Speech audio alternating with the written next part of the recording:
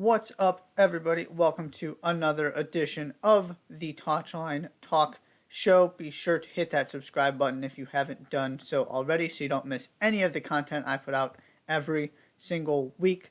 Really good show today.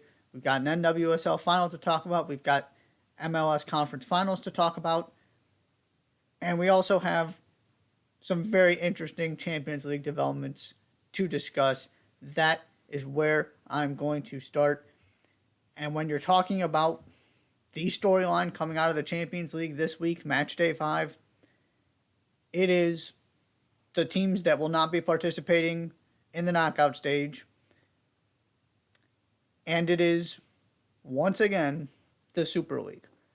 And I'm talking about this in the context of the Super League because in the past week or two, we have the chief executive of the Super League saying it is realistic that it's going to be functioning within 3 years. Now, they're saying all kinds of, we're going to get more input, it's going to be different than the first proposal. I'm not here to talk about that necessarily. But when you make the decisions these clubs made, everything you do is going to be talked about in the context of the Super League, especially when you're some of the clubs who insist on continuing it and aren't backing out. Looking at you, Juventus. So, your three big names, they got eliminated Matchday 5. Atletico Madrid, Barcelona, Juventus. Now, Barcelona were basically already out. They had the slimmest of hopes and got no help. Inter did what they were supposed to, and then Barcelona went and lost to Bayern Munich in a game they just really didn't show up for. So they're officially out now. Atleti, one of the more heartbreaking ways to get eliminated from the Champions League you're ever going to see. They get a penalty in a tie game with essentially the last kick of the ball that would have gave them a win, kept their hopes alive. The rebound goes off the crossbar, and another effort is blocked before it can get to the goal, and that's the game, and there's their Champions League campaign. And Juventus, this was always heading this direction, nothing surprising here. They make it competitive after Benfica embarrassed them for 60 or so minutes and still lose. And so Juventus are over here, level on points with Maccabi Haifa. It's not even a guarantee they're going to the Europa League. So that is 3 of the 12 founding members of the Super League. Then you have the Tottenham situation. They think Harry Kane has scored a winner that would have clinched their spot in the round of 16. It's ruled offside by VAR. You have to trust that. Antonio Conte certainly didn't. Got himself a straight red. Was going after VAR, saying, I saw some quote about what other high-profile big team has this kind of decision go against them at home. It's Sporting Lisbon. The goal was scored. Now, of course, this is just one of those ironic things. They went behind on a goal from Marcus Edwards, who was in Tottenham's system. They didn't keep him. Pointing to VAR is just ignoring the bigger issues and going to the same problems Spurs have been having all season and just ignoring the fact that you're not getting out of this team what you should. And I saw something else that Conte is calling for more money, as if he didn't just get a boatload to spend in the transfer window. Now, I understand some of those players are hurt. They're nowhere near full strength right now. Sporting Lisbon, a good team having a fine season. A team Tottenham should be taken care of regardless of who's on the field, at home. And so now Spurs still very much have the ability to get through, but they have work to do on Matchday 6 to make sure. And then I will get to AC Milan later. They are in a pretty good position, but also have not clinched their spot. So that is 5 of the 12 founding members. Manchester United and Arsenal are already in the Europa League. Now, yes, this includes the fact that only 4 Premier League teams can make it, so that skews this a little bit, and I'll acknowledge that at the beginning. My point is that 7 of the 12 founding members of the Super League who are either in danger of missing the knockout stage of the Champions League, will not be participating in it, or are already in the Europa League.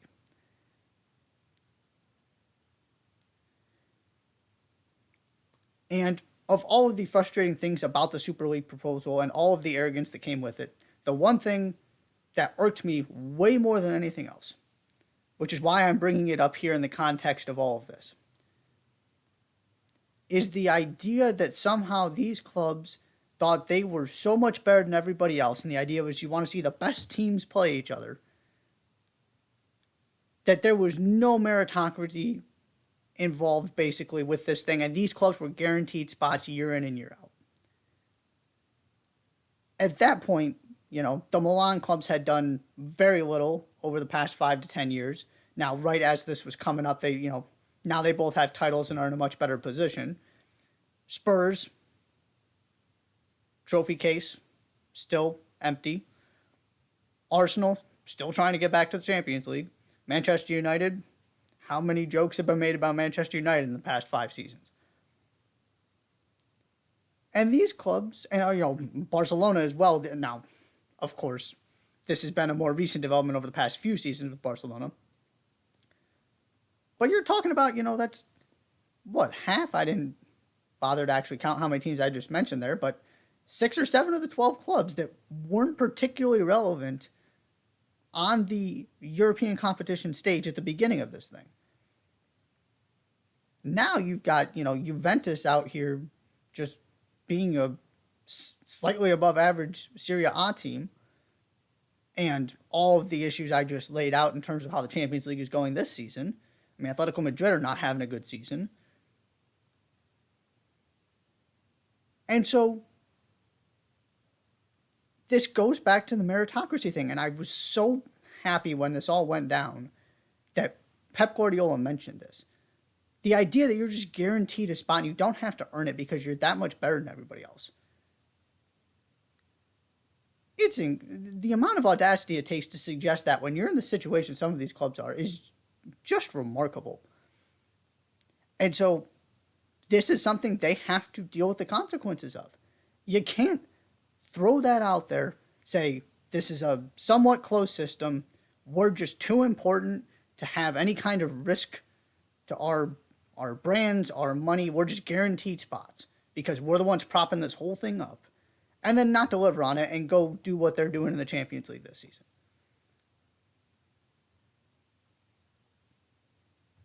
And the other beautiful part of this is, one of my favorite things of the group stage of the Champions League. I'll start with this one. So Atletico Madrid are not going through. The first team in Atletico Madrid's group to secure their spot in the round of 16 was Club Brugge. Club Brugge has losses to Eupen, Standard Liège, and Westerlo this season. And also, and the other team going through is a Porto team that's been good, having a fine season, not the best team in their own domestic league. And not particularly close to, they're the second best team, but there's a gap between them and team number 1. That's who went through because Atletico Madrid couldn't get the job done. So you have 12 teams at this point through to the knockout stage. 3 of them are from leagues outside the top 5. 5 of the 12 are Super League teams. Now, yes, you got your Bayern Munichs and your PSGs in there who didn't join. That's not, that one's not as important.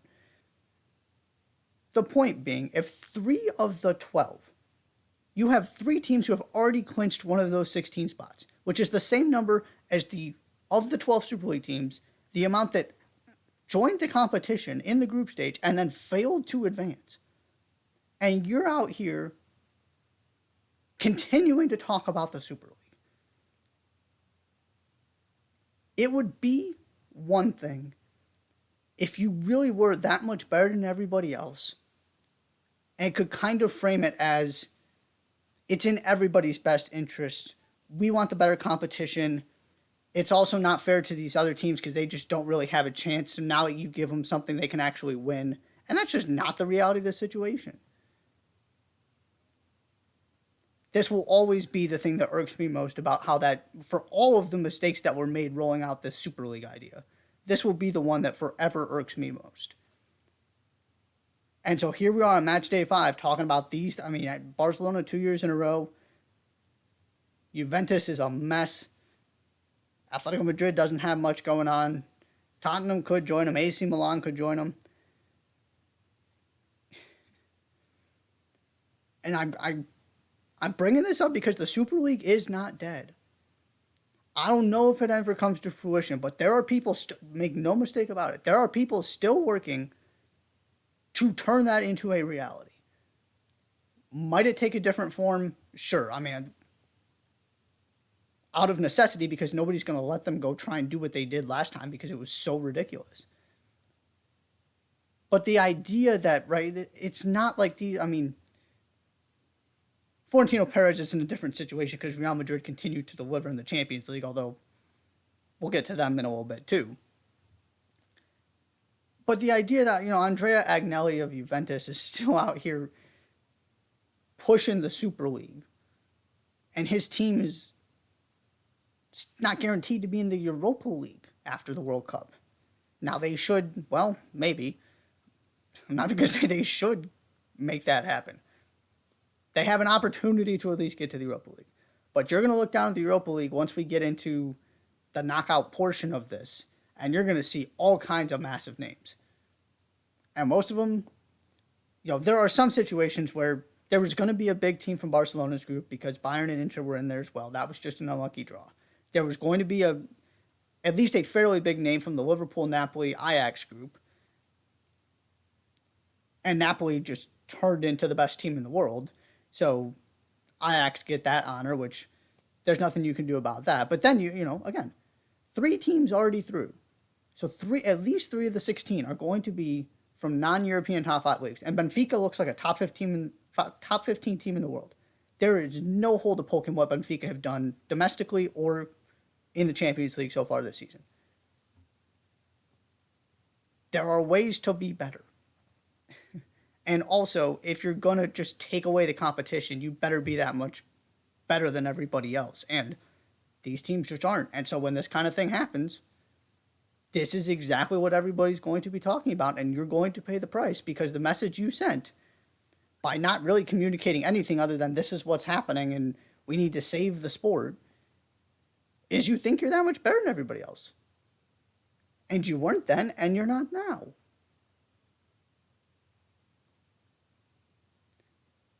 And again, I'm talking about this in the context of the Super League because this can't sort of just be allowed to happen.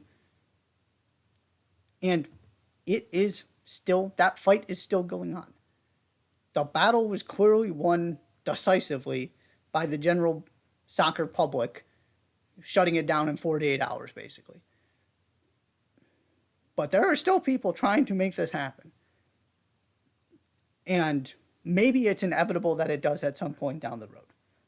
And maybe considering the fact that, the Champions League's going to a Swiss model anyway, maybe it's not the worst thing in the world, depending on the context and the way it's actually designed. There might be a better way to do things. I'm all for keeping that possibility open.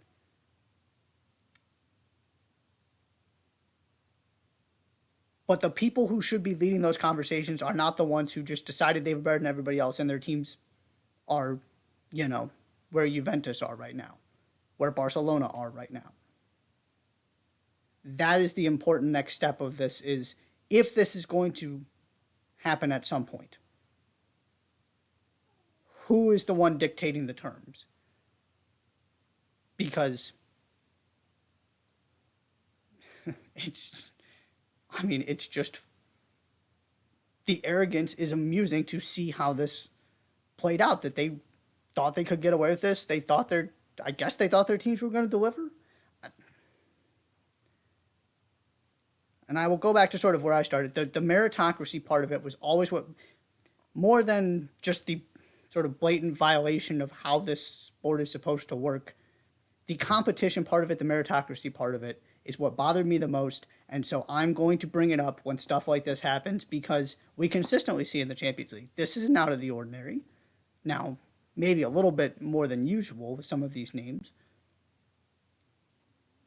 But every season, Villarreal made the semifinals last season.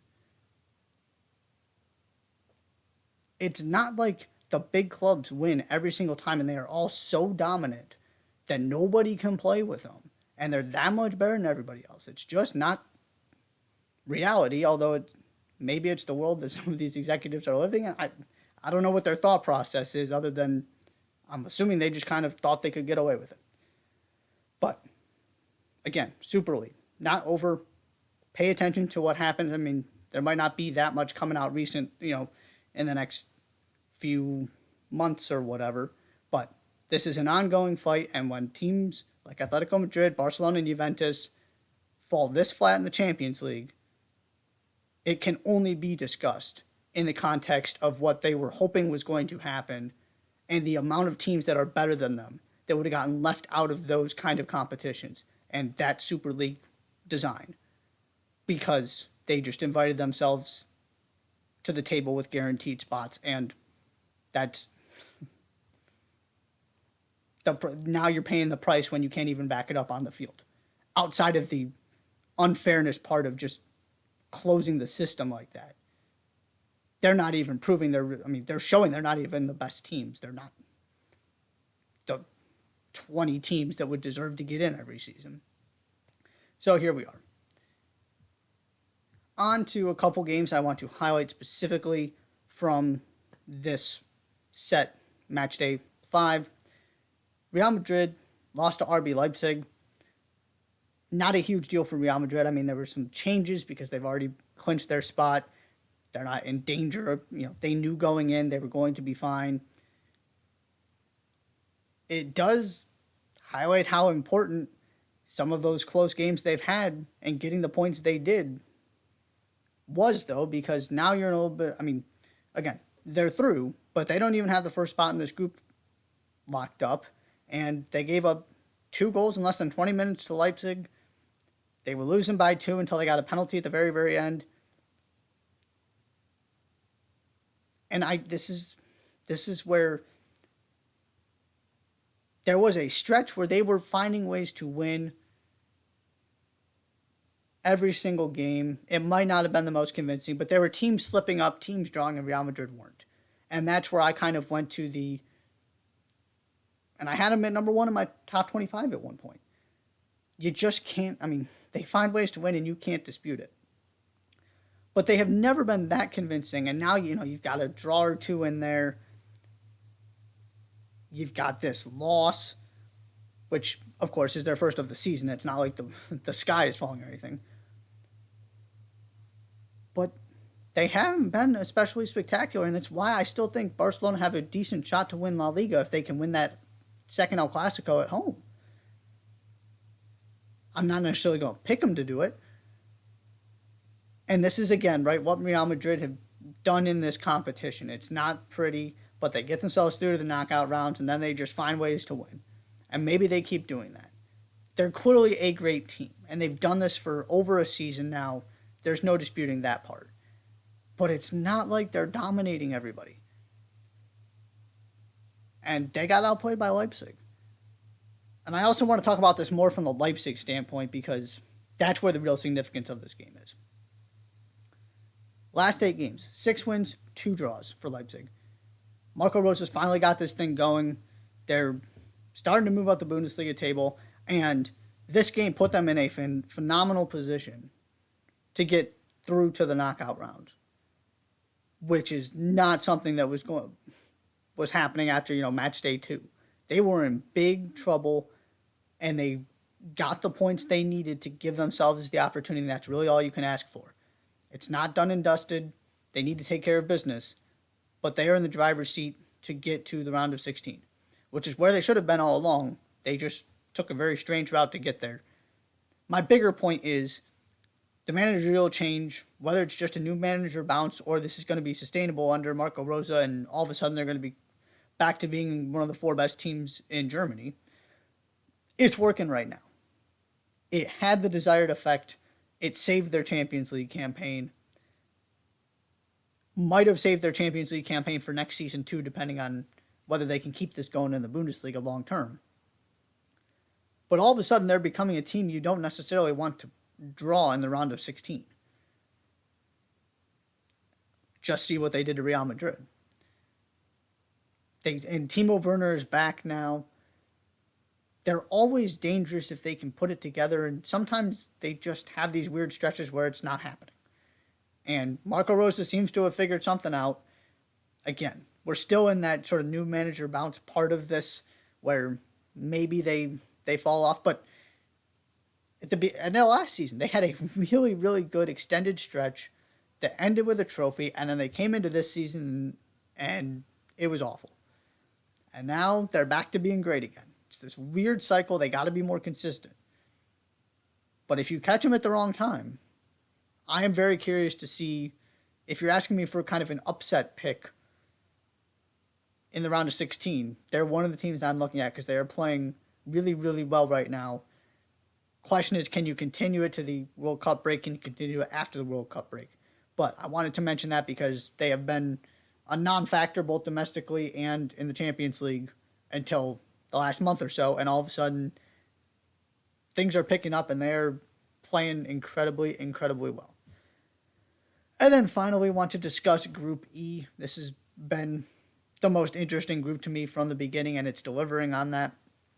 Chelsea get overall a good win against Red Bull Salzburg to clinch their spot.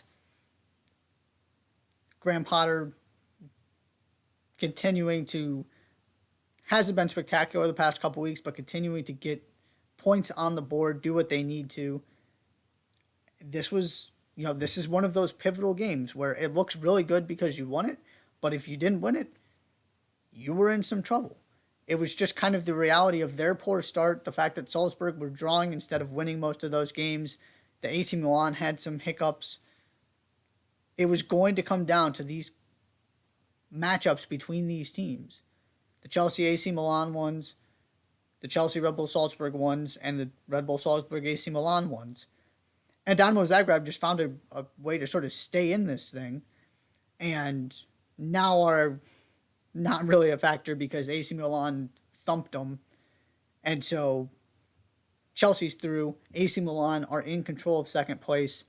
But if they lose to Salzburg on Matchday 6, Salzburg go through. So they have plenty of work to do because that's a head-to-head game.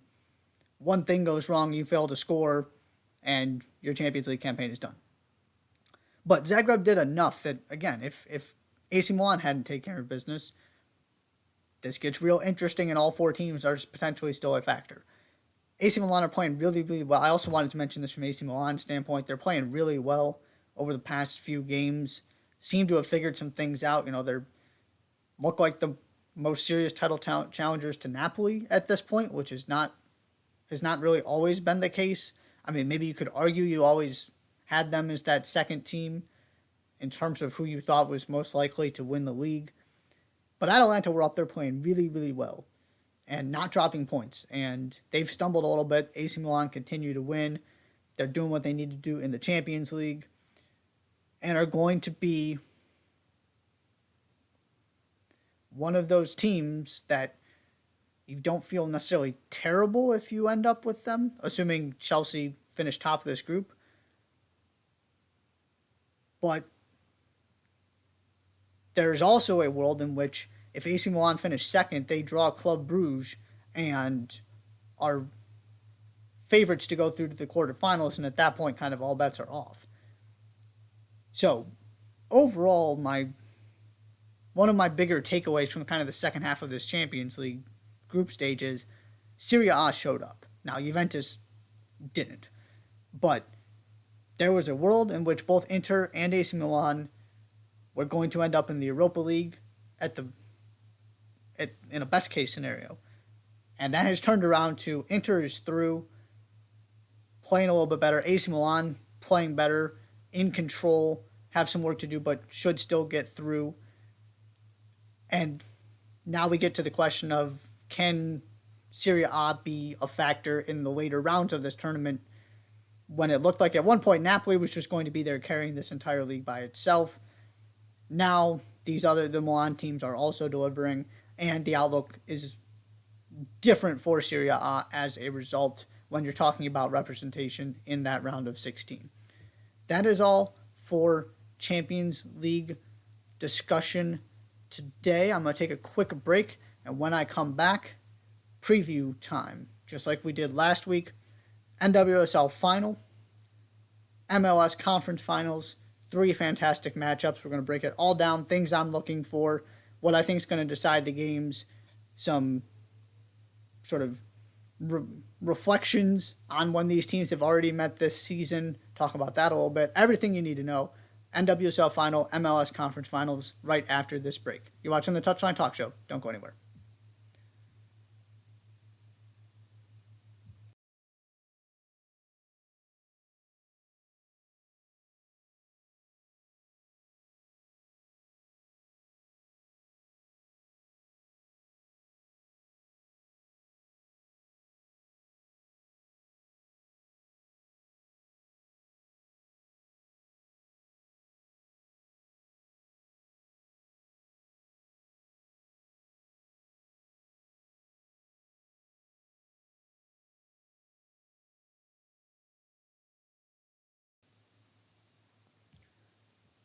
And welcome back to the Touchline Talk Show. It is time to discuss the NWSL final, MLS conference finals, the big domestic games, the only top tier domestic games this weekend, starting with the MLS conference finals. Then I will get to the NWSL championship. We're going to go in chronological order, just like last week. So that means up first is your Western Conference final, Austin FC at LAFC. Austin won both matchups in the regular season, a 2-1 win in LA on May 18th, a 4-1 win on August 26th in Austin. If you remember, that was kind of the game where the small skid for LAFC turned into a legitimate concern of, is this thing slipping away? Are they going to blow the supporters shield? Do we have a supporters shield race all of a sudden that nobody thought was going to be there? Because Austin were that dominant in that game. This scares me if I'm an Austin FC supporter heading into this game. I am a subscriber to the idea of how difficult it is to beat teams 3 and 4 times, particularly when you're not the better team. Usually this conversation is, right, it's when the Union played the New England Revolution, 5 or 6 times in that bizarre 2020 season because of the schedule, and then they had to play them again in the playoffs. It's usually, LAFC's beat Austin twice, can they do it again? This is the underdog, the team on the road, having 2 wins already, so you're trying to beat LAFC 3 times. That in and of itself scares me. Yes, I do think there's something to the idea of having confidence if you're Austin that you can do this because you've done it before. And certainly they can go into Bank of California Stadium and outplay LAFC. It's not out of the realm of possibility. It's also worth pointing out Austin did not trail in either of these 2 meetings. I talked about this after they got that win over Dallas, and I will mention it again here. I don't like Austin as a team playing from behind. I'm not worried about LAFC if they go down an early goal. So much of what Austin does is predicated on being able to control a game, to not have to force anything, to kind of play the way they want to. They just don't have a lot of solutions. And I know they scored the goals against RSL, but it wasn't pretty. There was never a sense of inevitability. They dominated all the stats stuff, but they didn't create boatloads of good chances. That is part of the key to why they've been able to win these first 2 meetings is they got that first goal and they continue to build on it.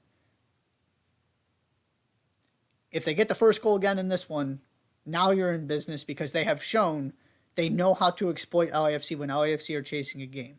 That is the big positive for me coming out of the regular season in these two meetings if you're Austin. But you got to get that goal again to be able to make the game play out the same way. Otherwise, I have a hard time seeing Austin coming from behind and winning this game. In terms of things I'm looking at, first, sort of building off of that, who has control of this game? Both of these teams want to be sort of on the front foot, want the ball.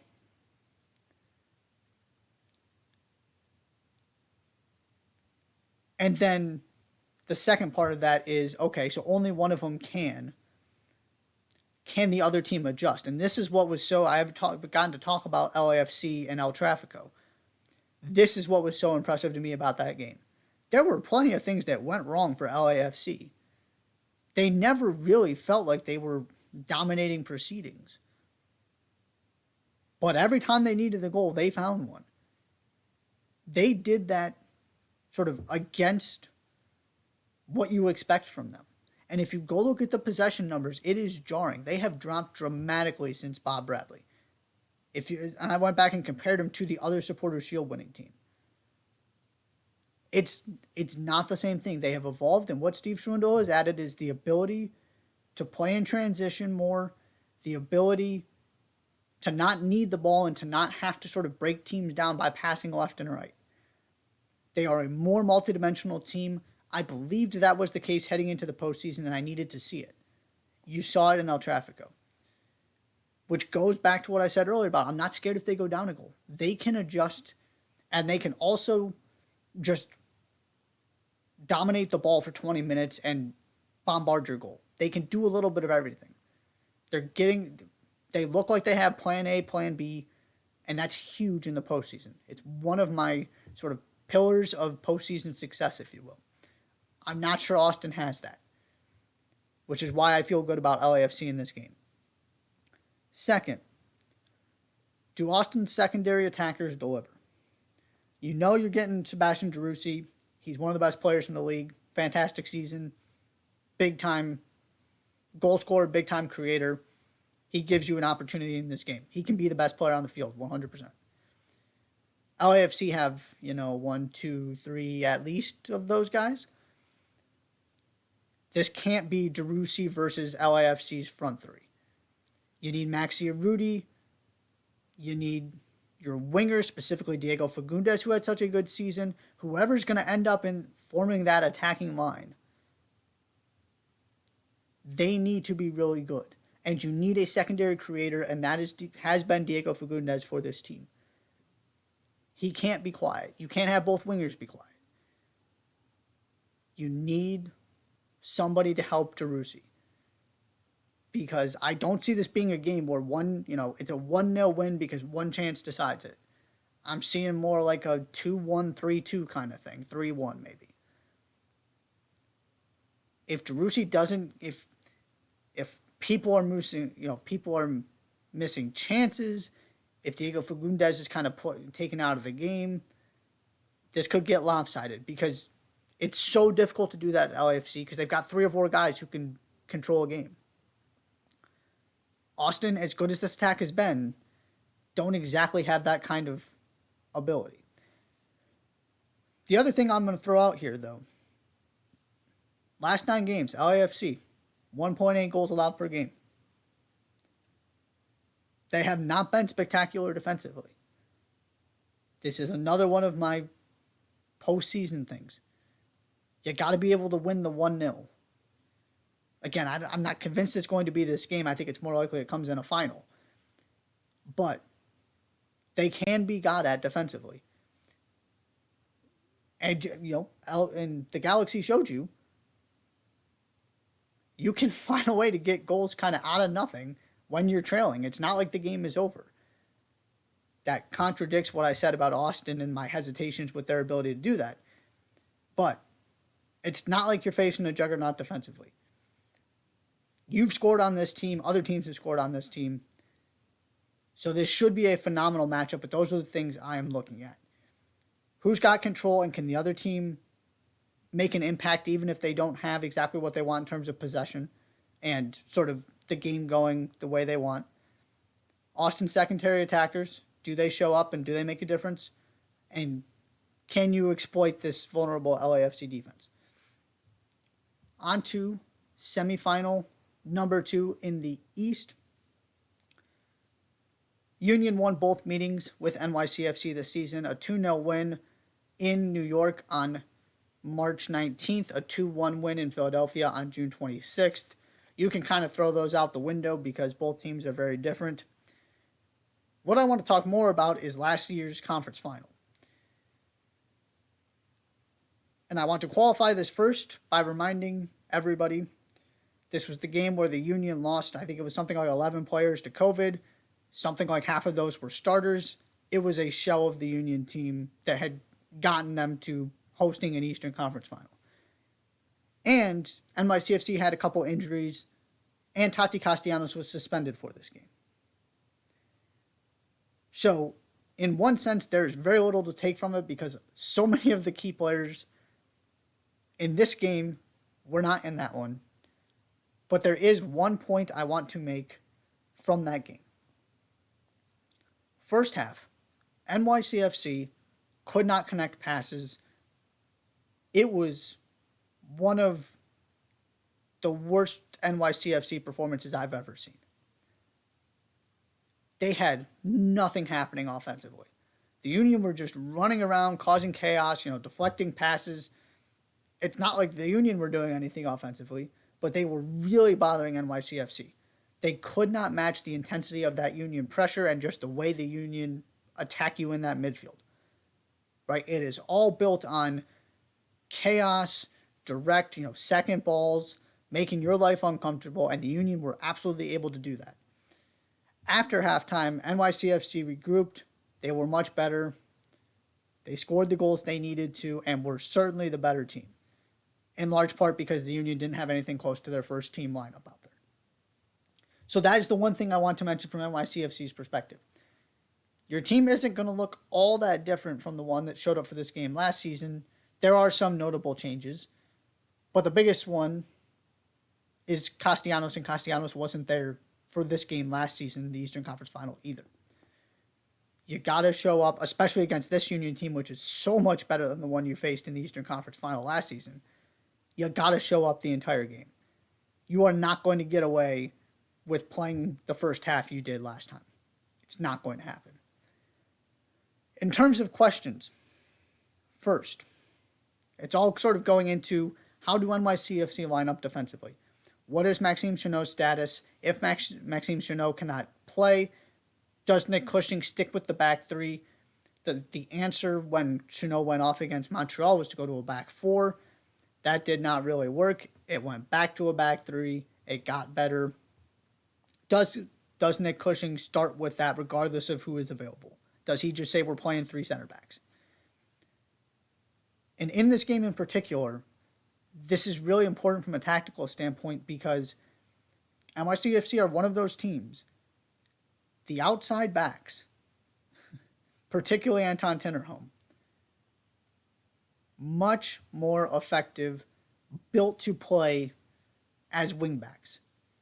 Wingbacks and fullbacks, if you're saying right back and left back, not the same thing. I don't think this gets talked about enough.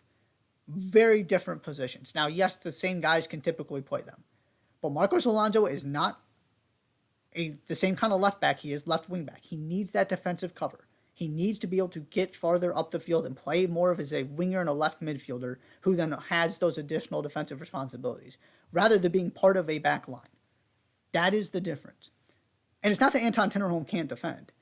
It's that you want him getting up the field. You want him pinning the Union in as part of your possession. That's what he's so good at. That's why he's on the field. It's much more difficult to do that when you go to a back four. And you saw it against Montreal. Montreal were just throwing wave after wave of attacks at NYCFC. They didn't do all that much with them. But you barely heard those outside backs for NYCFC get mentioned in that game. Part of the formula for them winning this one is you've got to get them much more involved. And I'm hesitant to believe they can do that in a back four. I think their chances are much better if it's a back five. It's why they have used the back five. And maybe Chanot is healthy and it's not a major concern. That is something I'm really looking at, though, is what is the formation NYCFC and Nick Cushing choose to use. Second, transition. The Union live off of it. It is what they do. They are super direct.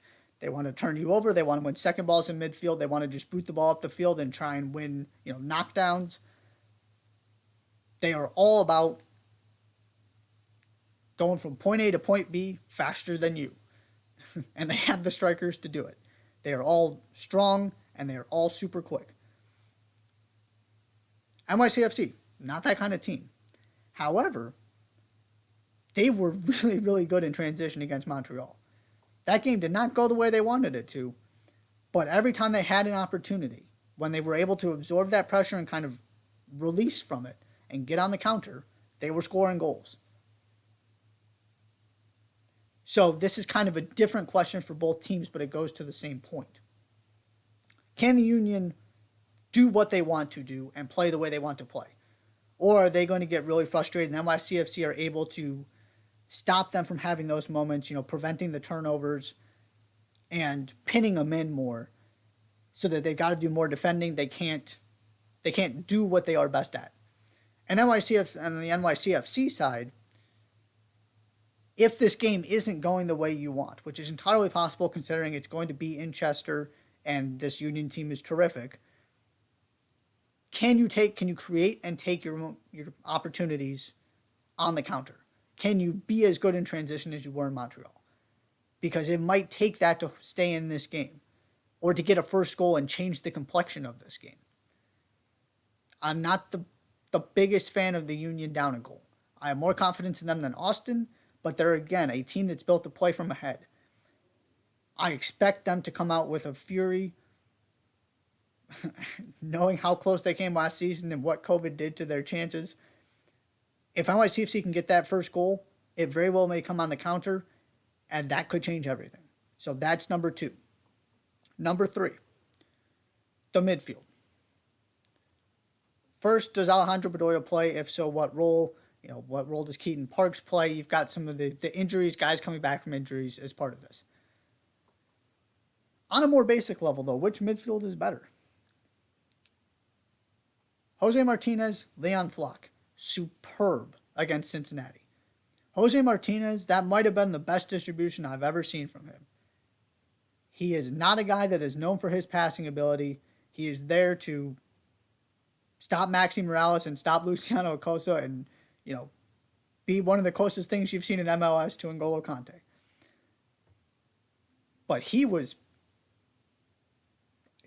terrific with his passing in that game. And of course, Leon Flock gets the goal. He's another one of those guys that does the dirty work.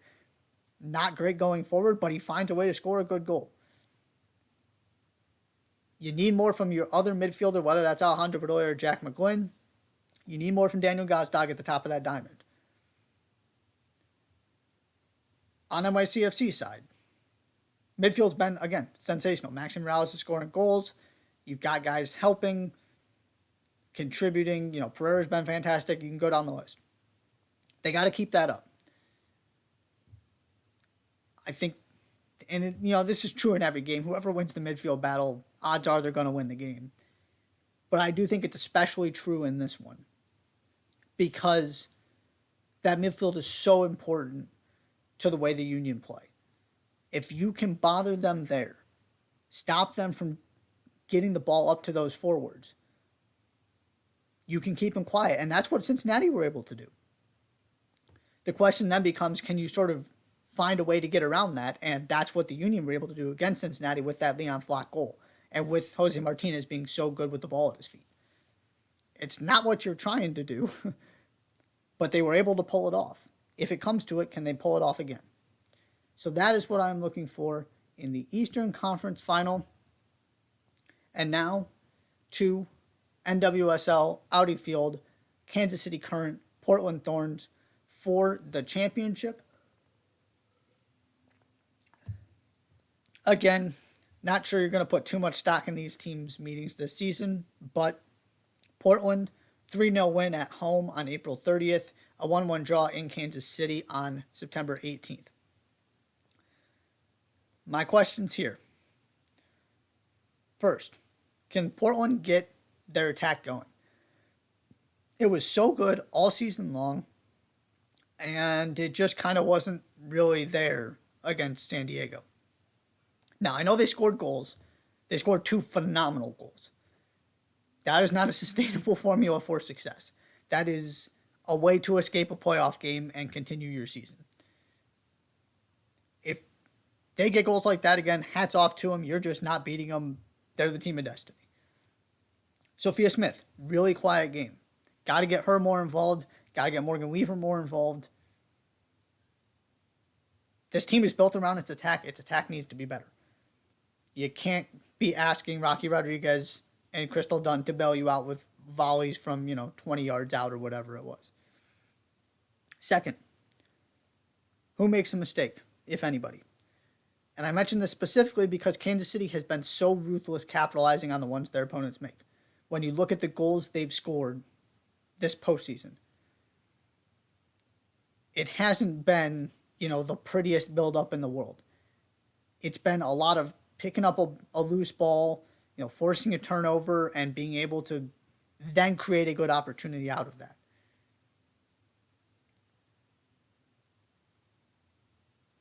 If Portland can play a clean game and doesn't give Kansas City anything to work with, the Thorns are massive favorites. The players on this Kansas City team that were supposed to be the ones to sort of unlock teams, make that difference, give them that moment of brilliance, are unfortunately not available. So they've been doing a terrific job finding ways to continue to score goals, sort of working together as a team, doing all of those collective little things. A lot of that comes from the pressure they put on teams and teams not being able to deal with it. Can that continue? Can they get another goal off of some kind of miscue, some kind of error, some kind of, bad pass, bad touch that turns into this transition opportunity for Kansas City? And then third, and I'm really curious about this, and I if you're going to ask me one of these that determines the game, it very well might be this one. What kind of impact does Portland get off the bench? Again, Kansas City does not have the roster Kansas City thought they were going to have at the beginning of this season. And where you're especially going to feel that is the bench. Whereas you look at Portland, and in theory, you have Janine Becky and Crystal Dunn ready to sub in the second half. That is perhaps the single biggest advantage Portland has on paper heading into this game. And it won them their semifinal game. Maybe it's Janine Becky this time. She's someone I'm really looking at as an X factor. The point is, though, the Thorns have got to be able to take advantage of the difference makers they can bring off the bench, no matter who ends up in the starting 11. If Kansas City subs are making more of an impact, I would be really worried if I'm a Portland Thorns fan. From Kansas City's standpoint, right, you're trying to score the first goal. Again, you're trying to keep this close and just give yourself a chance. The good news is you don't have to go to Providence Park, and you're actually much closer geographically to where the final is being played than the Thorns are. So that part of it, you did the difficult stuff in getting through the true road games. But you're playing, the best attack in the league. So if you can't get that first goal, if you can stay within a goal, if you can keep the game 0-0 in the 70th minute, can Portland, or if Kansas City is winning and things aren't going well, can Portland's bench change the game? Because it is sort of that interesting dynamic that, right, typically it's if you can keep it close, you give yourself a shot, which is certainly true. At the same time, if you're looking at Let's say you're talking about subs at the 70th minute. That's 20 minutes of regular time and another half hour of extra time, in theory. That's a long time to hold off if Portland subs are able to make the impact they're capable of. So that is something I'm really, really looking at this game is substitutions. It's one of the biggest advantages Portland has. It needs to actually come to fruition, though. There's no guarantee that just because you've got more impactful subs, they actually make that impact. But you saw what Crystal Dunn can do in the semifinal. They're a deeper, more talented team. I expect the Thorns to win, but then again, I was convinced OL Reign were going to win this whole thing, so who knows at this point. It's getting harder and harder to write off the current. They are one win away from doing something truly incredible. Should be a great game in Washington, D.C. That is all for MLS NWSL previews. Going to take another quick break here, and when I come back, it is time for the weekend look ahead. You're watching the Touchline Talk Show. Don't go anywhere.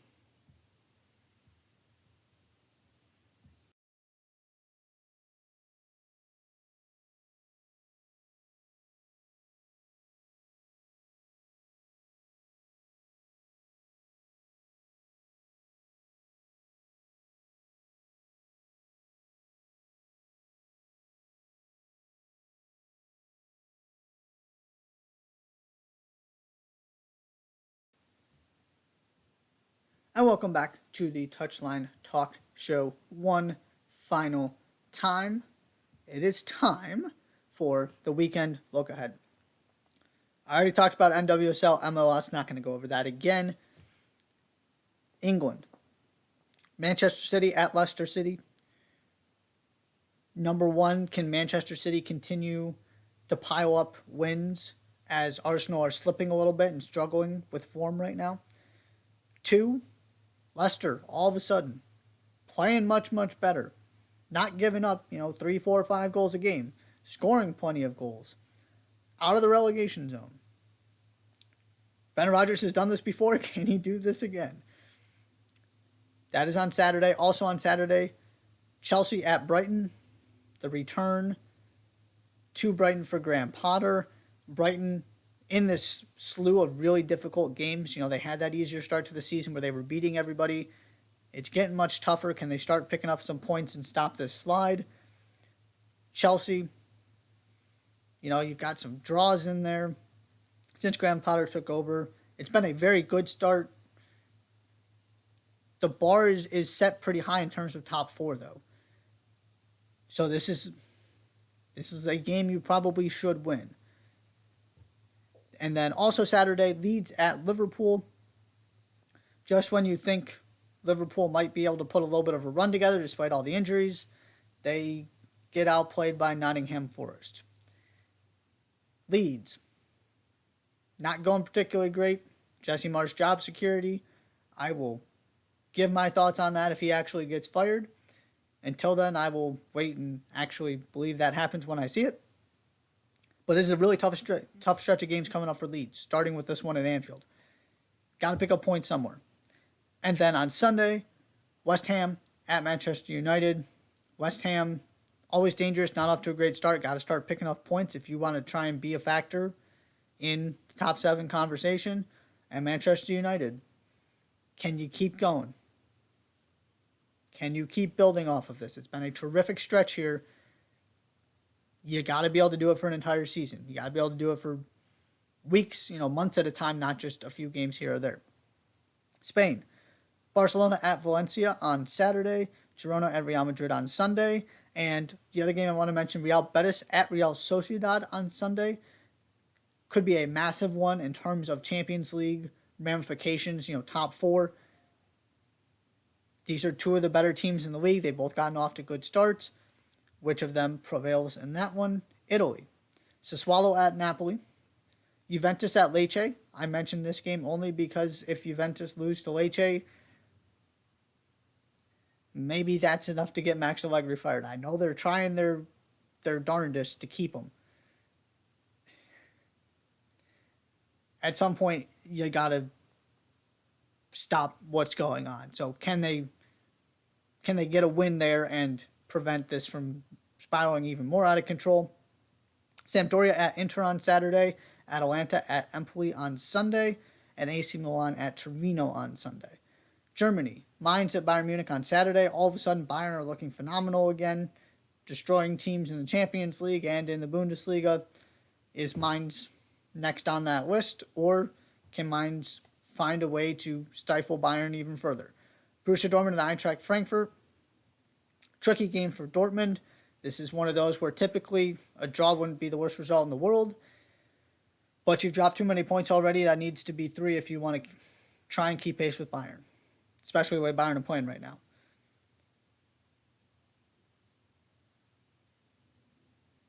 And then Bayer Leverkusen at, trying to read my writing, I apologize. We're going to skip that one. And Borussia Mönchengladbach at Union Berlin on Sunday. I said I'm going to keep Union Berlin on this weekend look ahead until they're not, major factors in the title race. And they are still very much major factors in the title race, so there you go. A difficult one at home, though, where they've been so good. And then France, Troyes at PSG on Saturday, and Lille at Olympique Lyonnais on Sunday. Two teams, disappointing starts to the season, trying to get into that Champions League conversation. Not quite there yet. Can one of them pick up 3 points and kind of build some momentum moving forward? That is all for the weekend look ahead. That is all for the show today. Be sure to hit that subscribe button on YouTube. Be back with an NWSL championship recap video and match report on Saturday, so be on the lookout for that. And I will see you next time.